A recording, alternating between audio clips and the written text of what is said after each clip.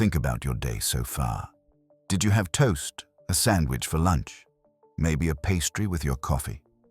Chances are you've already eaten something made from flour, and you're definitely not alone.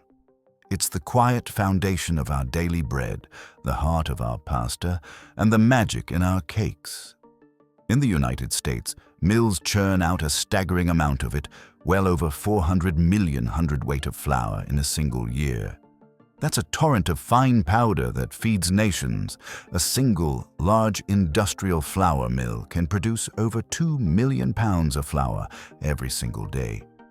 And the largest milling complexes can push that number even higher.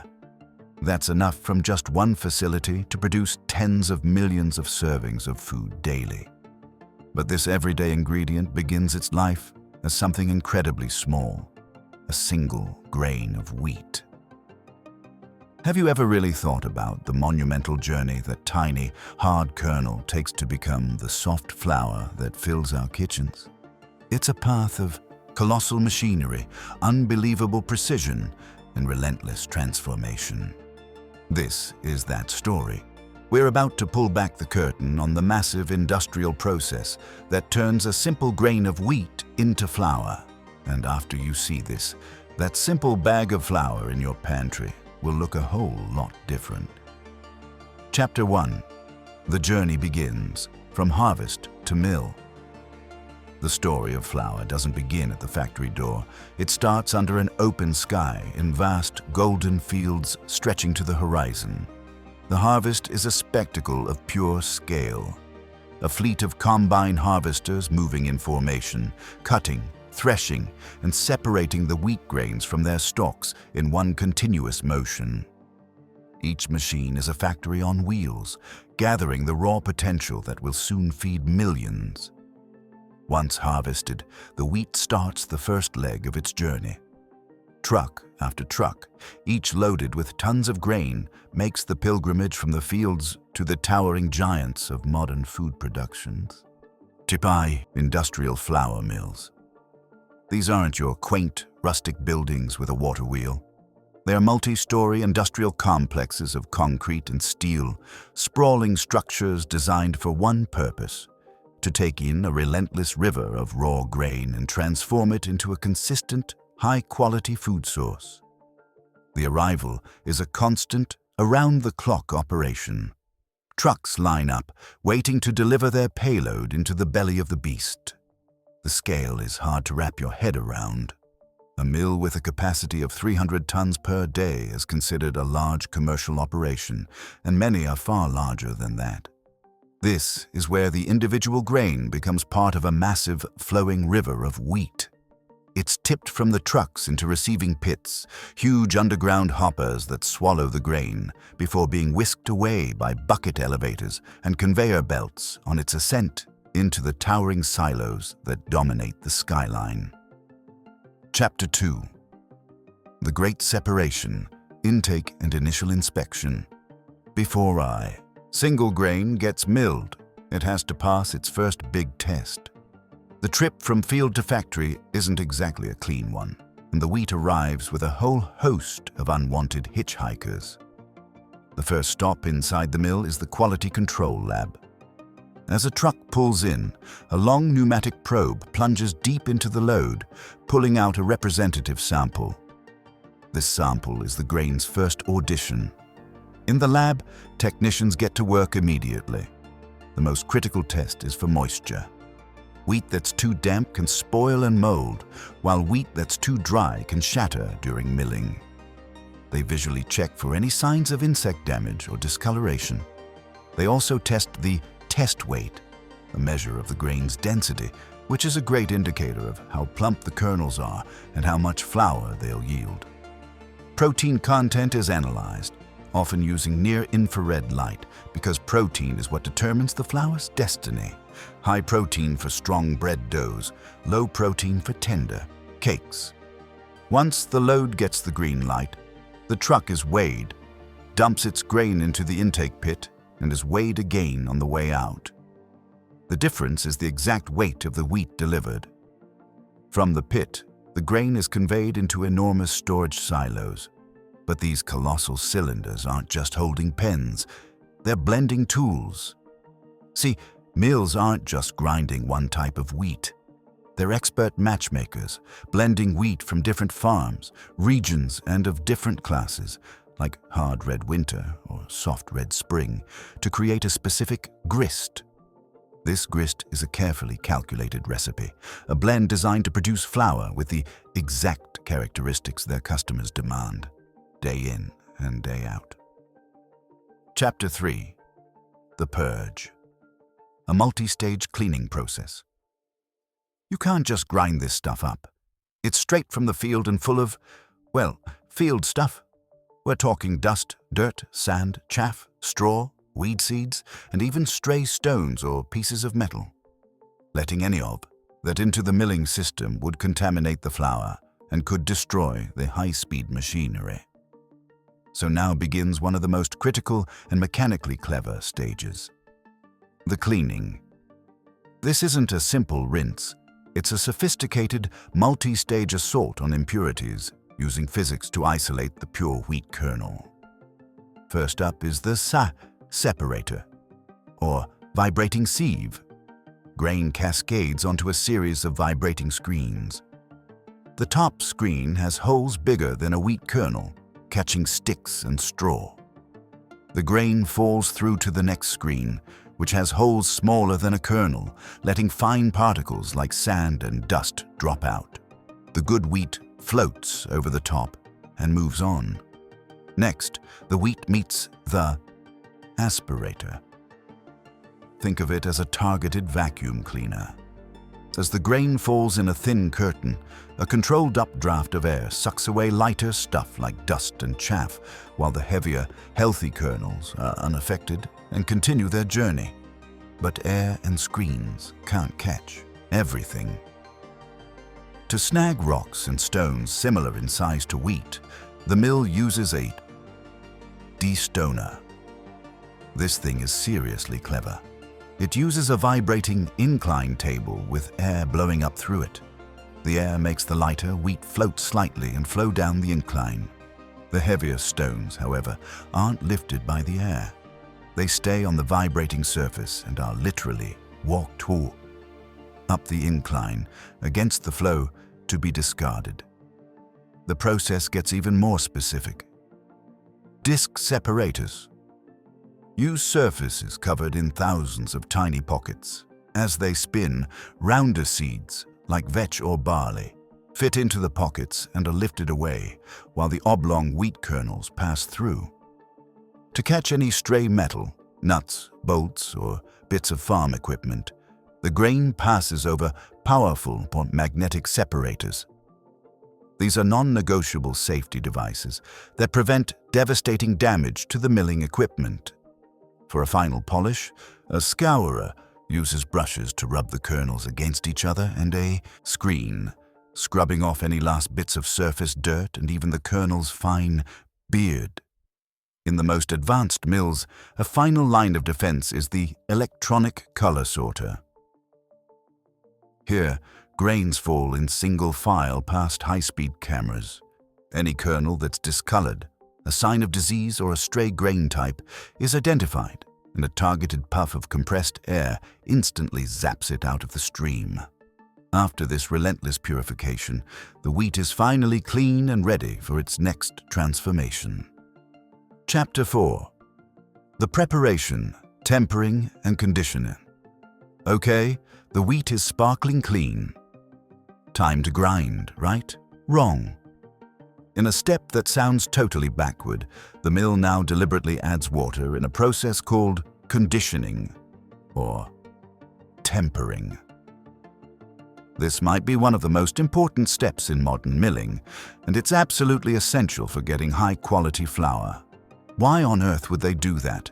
It's all about separating the three parts of the wheat kernel: the fibrous outer, bran, the starchy central endosperm, which becomes white flour, and the nutrient-rich germ. If you mill dry wheat, the brittle bran would shatter into tiny specks, contaminating the endosperm and creating a low-quality, grayish flour. Tempering solves this. Think of it like this. The added water toughens up the bran shell, making it leathery and elastic, while at the same time softening up the starchy inside, the part we want for flour. This makes the bran easy to peel away in large flakes, while the endosperm becomes perfectly brittle for grinding. The process is incredibly precise. The clean wheat enters an intensive dampener, where a controlled amount of water is sprayed on as it tumbles, ensuring every kernel gets a uniform coat. Then it's not milled right away. The wheat is sent to tempering bins to rest. This is critical, allowing the water to slowly penetrate the kernel. For soft wheats, this might take 6 to 10 hours, but for hard wheats, it can be a much longer wait, often between 15 and 24 hours. It's this patient waiting game that's the secret to an efficient mill and pure flour. Chapter 5. The heart of the mill. The break system, the gristing stage. After its long spa day, the conditioned wheat is finally ready for the main event. It now travels to the heart of the operation, where the actual grinding happens. And forget any old-timey images of grinding stones. Modern mills use a beast of a machine called a power roller mill. The first part of this process is called the break system. A roller mill is an industrial marvel. It has two big steel rolls that spin towards each other, but at different speeds. Their surfaces aren't smooth. They're cut with sharp, spiraling grooves called flutes. The goal here isn't to smash the grain into flour all at once. That would create too much heat and ruin it. Instead, the goal is to gently shear the wheat kernel open, like a pair of scissors, scraping the soft white endosperm away from that tough bran. This happens in a sequence of stages, usually 4 or 5, known as the first break, second break, and so on. The first break saw. Rollers have the coarsest flutes and the widest gap. They split the kernel open, releasing a chunk of the endosperm. The output is a mix of bran with endosperm still attached, coarse particles of pure endosperm called middlings or semolina, and a little bit of flour. This mixture is immediately whisked several stories up to be sorted. After sorting, only the coarse bran pieces with endosperm still attached are sent to the second break rolls. These rolls are set closer together and have finer flutes, shearing away more of that precious endosperm. This repeats through the third, fourth, and sometimes fifth break stages. Each time, the rolls get finer and the gaps smaller, meticulously scraping every last particle of endosperm from the bran. By the end, the bran is a flattened, clean flake, and the primary goal is achieved. The grain's components have been separated. Chapter 6. The Great Sort, Sifting and Purification.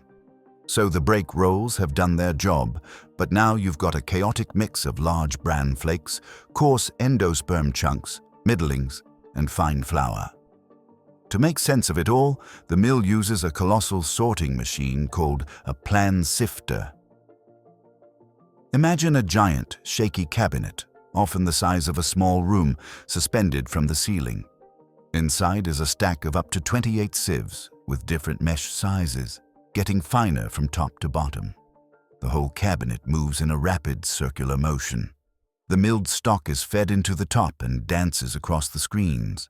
The finest particles, already flour, fall all the way through. Larger particles get sorted onto different levels based on their size. Big bran flakes stay on top, and the valuable middlings are separated onto intermediate layers. This machine is the mill's central nervous system, sorting everything and directing each stream to its next destination. The flour is collected. The bran is sent to the next break rolls.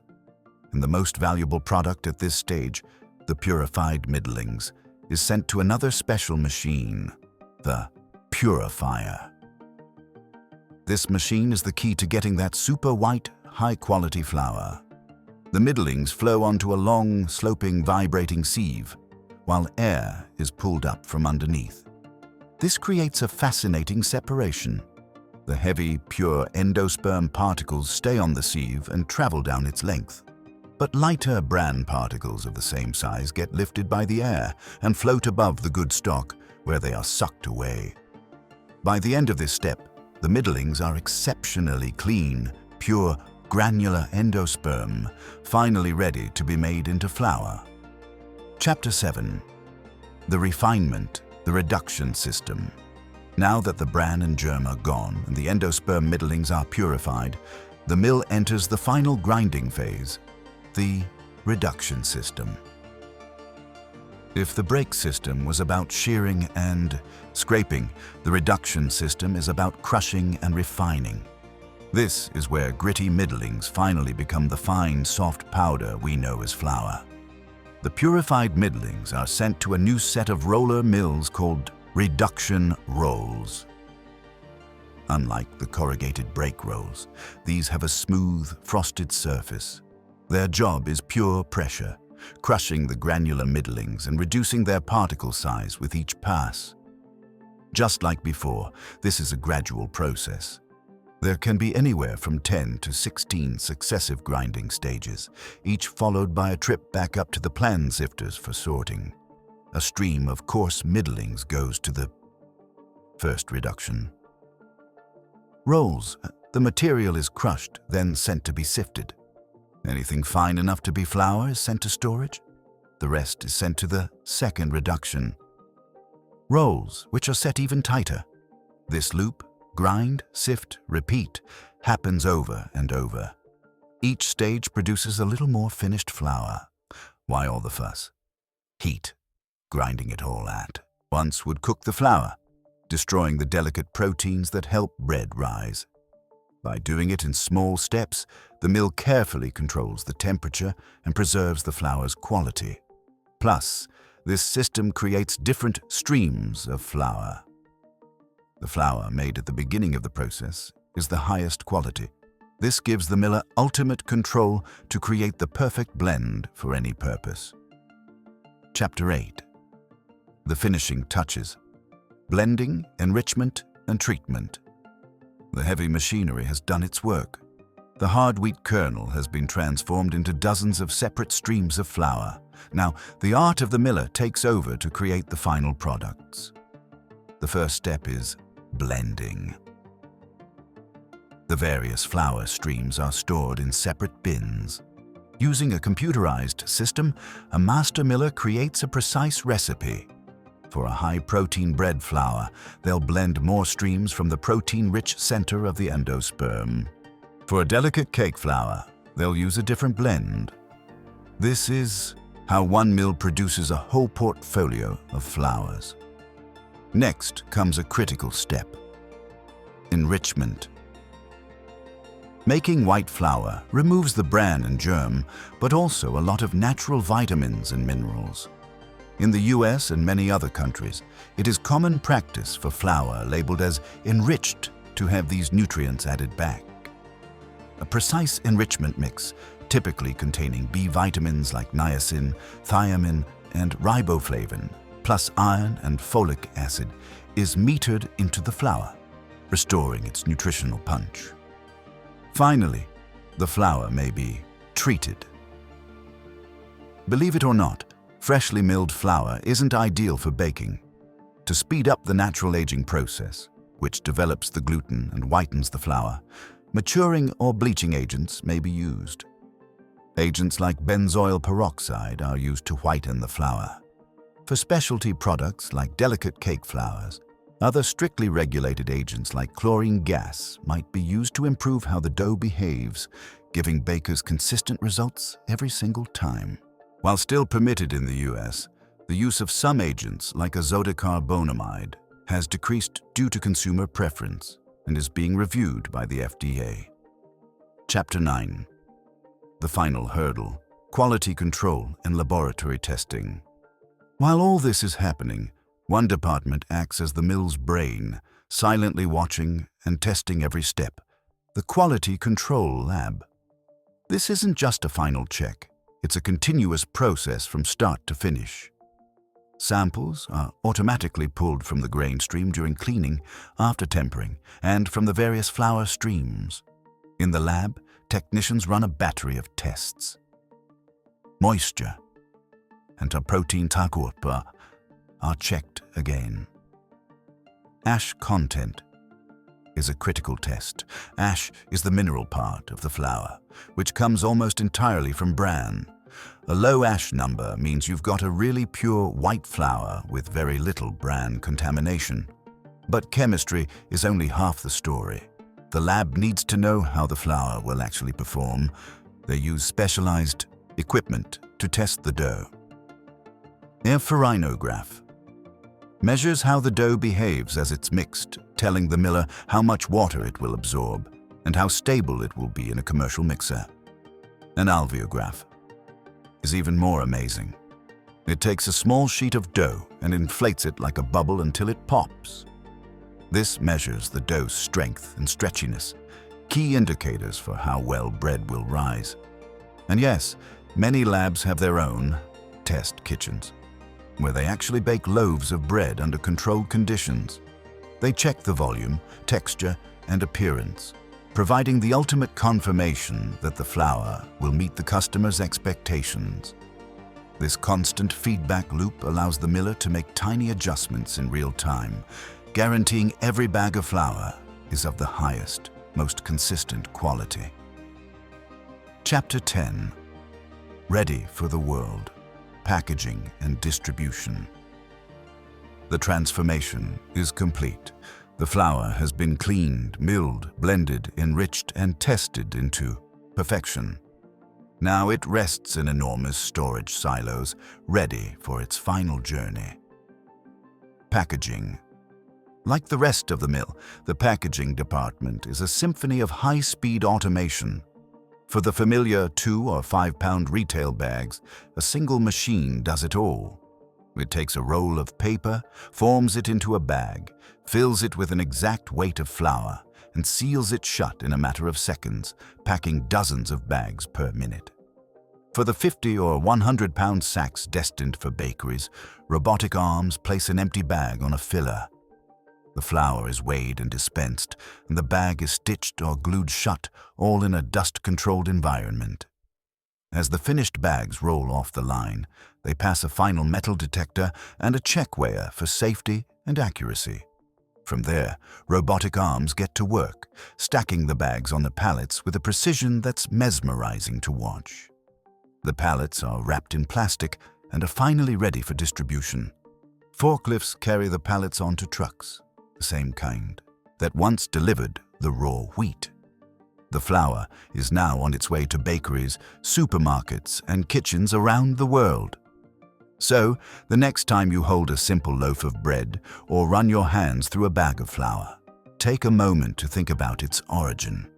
Think of the vast golden fields, the towering silos, and the relentless 24-hour hum of machinery. That simple ingredient started as a single, tough little grain of wheat.